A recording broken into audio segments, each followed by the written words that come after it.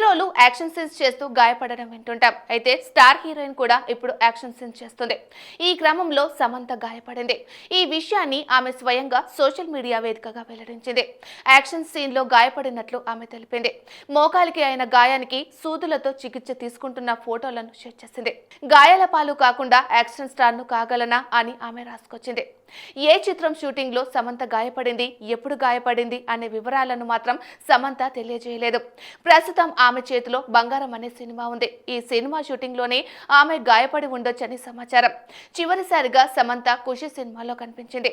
మరోవైపు బాలీవుడ్ హీరో వరుణ్ ధావన్ సమంత జంటగా నటించిన సిటాడెల్ వెబ్ సిరీస్ నవంబర్ 7 నుంచి అమెజాన్ ప్రైమ్ లో స్ట్రీమింగ్ కానుంది. హిందీతో పాటు అన్ని భాషల్లోనూ ఈ సిరీస్ అందుబాటులో ఉండనుంది. ఈ సిరీస్ కోసం ఆమె ఫైట్ లో శిక్షణ తీసుకున్నారు. ఇటీవల ఆమె కొత్త సినిమా ప్రకటన బంగారం పేరుతో ఇది సిద్ధం కానుంది. ఈ సినిమాతో ఆమె నిర్మాతగా మారనున్నారు.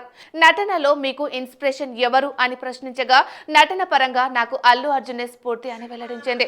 అల్లు అర్జున్ ఇప్పుడు ఒక యాక్టింగ్ బీస్ట్ గా మారిపోయాడని కితాబిచ్చింది.